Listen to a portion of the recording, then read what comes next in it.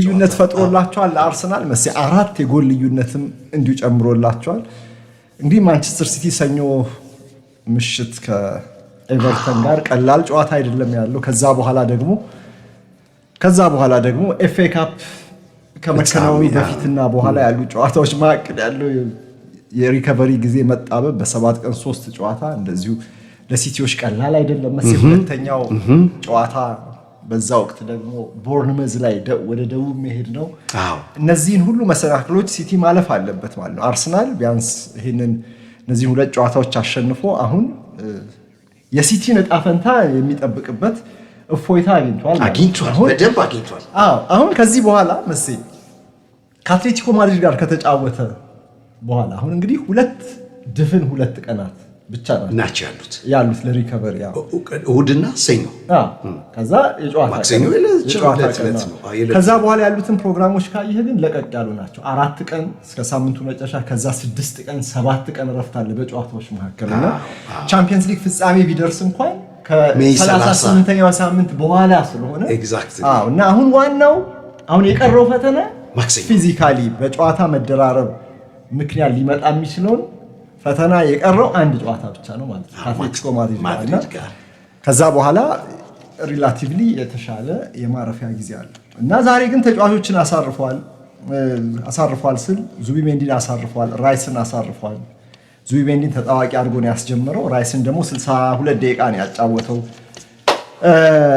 ሳካ ተመልሷል ኤዜ ጥሩ ብቃት ነበረው ዮኮሬሽ 2 ጎል አስቆጥሮ አንድ አሲስት አድርጓል ትሮሳር 90 ደቂቃ ተጫውቷል አንድ አሲስት አድርጓል አንድ ጎልን በጥሩ ሁኔታ ተቆጥሮ ግን ደግሞ ከጨዋታው ውጭ ሆኗል እርሱ ስራውን ሰርቷል ትሮሳር ከጨዋታው ውጭ ሆነበትና ቅድም እንዳልነው እንግዲህ ቤን ዋይት ላይ ካልሆነ በስተቀር በአርሰናል እንከን ማውጣት በጣም ከባድ ነው ሌዊስ ኬሊም ዛሬ በመሃል አማካይ ከዴክላን ራይስ ጋር ተጣምሮ ተጫውቷል ሌዊስ ኬሊም እንዲህ መልሶ ማጥቃቶችን ያቋርጥ ነበር አንድ ላንድ ዱኤልስ ላይም በጣም ጥሩ ስራ ሲሰራ ነበር ሌላም ቡድኑ ሲያጠቃም አንዳንድ ስሩ ፓሶችን ሲያሳየን ነበር መጀመሪያ ግማሽ ላይ ኦቨርኦል ፐርፎርማንስ አርሰናል 9-10 የምትሰጠው ነው መሰለኝ 9-10 በደንብ 3 ጎል አስቆጥሮ 3 ንጹህ ጎል 3 ነጥብ ወሳኝ ደግሞ ሌላው መርሳት የሌለብን በዚህ ውድድር ዓመት አንድም ጊዜ በሻምፒዮንስ ሊግ ያልተሸነፈ ብቸኛው ክለብ ነው ቀሪም ጨዋታ በዚሁ ከቀጠለ የወርቅ ዋንጫ ሊሰጠው የሚገባ በታሪክም ምንም ጨዋታ ሳይሸነፍ ሻምፒዮንስ ሊግን በዚህ በአዲስ ፎርማት ያነሳ መስ አሁን በዚህኛው በፉልሃም ጨዋታ ሳካና ይቅርታ ማን ነው አሰልጣኙና አርቴታና ስታፉ ሁኔታውን በደንብ ማኔጅ አድርገዋል ካልን ፊዚካል ጎን ምንም ድካም ዛሬ አላየንም ኤግዛክትሊ ምንም ድካም አላየንም ቴምፖ ፈጣን ነበር ኢንቴንሲቲው ጥሩ ነበር ቅብብሉ ቅንጅቱ ጥሩ ነበር ይበልጥ የመጀመሪያው ግማሽ የጎል እድል የመፍጠሩ ነገርን በጣም ጥሩ ነበር አታኪንግ ሰርድ ላይ ተጽዕኖአቸው በጣም ጥሩ ነበር አታኪንግ ሰርድ ላይ ተጽዕኖ ጥሩ የሚሆነው እንደ ቡድን ላይ ታች ማለት ፊዚካል ምንድነው ብርታት ሲኖር ኤግዛክትሊ ላይ መድረስ እኮ ከባድ ነው ደካማ ኮንካ ምን ይላሉ እግር ከከበደ ይላሉ እግርም ማንሳት ካቃተ 10 ሜትርም ከባድ ነው እንኳን ፉልሃም እኮ አንዴም አልገባም በፊት በደንብ ነው ማኔጅ አድርጉት መሰለኝ አሁን ዮኮሬሽ ላይ ጨዋታ ጫና ኖሯል ላንል እንችላለን ሳካ ላይ ከጉዳት በመመለሱ እንደዚሁ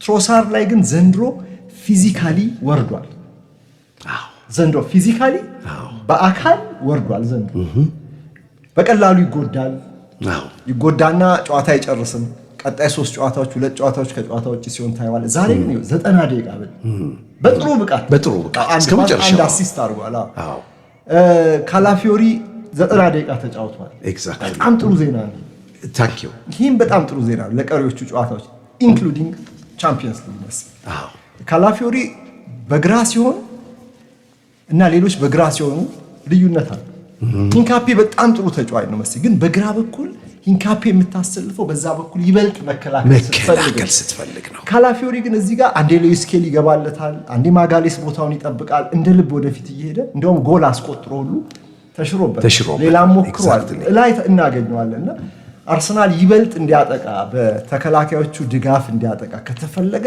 የካላፊዮሪ መሰለፍ እዚህ ጋር ወሳኝነት አለው እና ሁል ጊዜ በዛ በኩል እየተከላከልክ አትጫወትም። ለምን በዚህ በቀኝ በኩል ያለው እንቆቅልሽ አልተፈታም።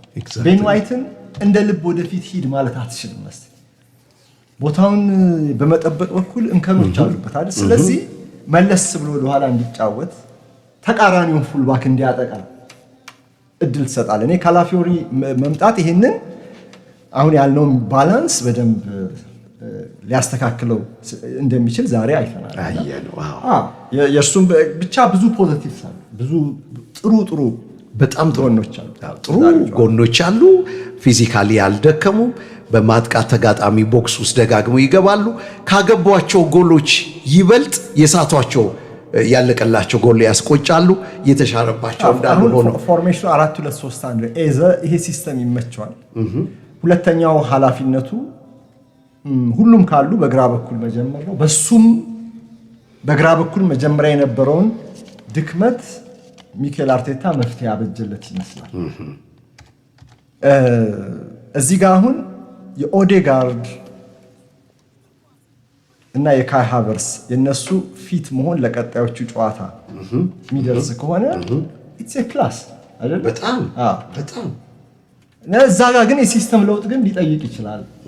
እዛ ጋር አሁን ኦዴጋርድ ቢኖር እዚህ ጋር በ4-2-3-1 ይጫወታል ወይ አርቴታ? እዚህ ጋር እሱ ላይሆን ይችላል። በ2-8 ቁጥሩ ያው ራይስን ከኋላ አድርገህ በዛሬው ከሆነ ኤዘን እና ኦዴጋርድን 2-8 ልታረግ ትችላለህ። ያ ደግሞ የበለጠ ኦፌንሲቭ ያደርገዋል ቡድኑ። ግን ደግሞ በካላፊዮሪ በሚወሰደው ሪስክ እንደ ሌዊስ ስኬሊ አይነት እዛ ጋር የሚቀር ተጫዋች ከሌለ ደግሞ በዛ በኩልም ሌላ ሪስክ አለ። ግን የበለጠ እንዲያጠቃ ቡድኑ እድል ይሰጠዋል እና ብቻ የእነርሱ መመለስን ስታስብ የዛሬው ፐርፎርማንስ የሚቀጥል ከሆነና የእነርሱ መጨመር ለቀጣዮቹ የፕሪሚየር ሊግ ግጥሚያዎች ተከታታይ ድሎችን ለማስመዝገብ የሚችል አርሰናልን ዛሬ አየን ይመስላል። በጣም ደስ የሚል ነው። የኮሬሽ እየተጠየቀ ነው ለቴሌቪዥን መስኮት የኮከብ ነው አይለቱ 2 ጎል አስቆጠረ፣ 1 አሲስት ተመልከት። ኤንድ አሁን 14 ጎል በፕሪሚየር ሊጉ ደረሰ። ደብል ዲጂታል በአጠቃላይ እንቅስቃሴ እስከተቀየረ እስከ ረፍት ድረስ ቡካዮ ሳካ ተጽዕኖ በጣም ለየት ያለ ነበር። 1 ጎል 1 አሲስትን ጨምሮ ግን ደግሞ 2 ጎል ያስቆጠረ 1 አሲስት ያለው አብዛኛውን የጨዋታ ክፍለ ጊዜ የተጫወተ ተጫዋች ካለ ለእርሱ ነው ኮከብነት። ከበላይ የጎል ሙከራዎችን አርሰናል ቢያደርግም ኢላማውን የጠበቀ 9 ያደረገ። ፉልሃም 1 ጎል ብቻ ነው ኢላማውን የጠበቀ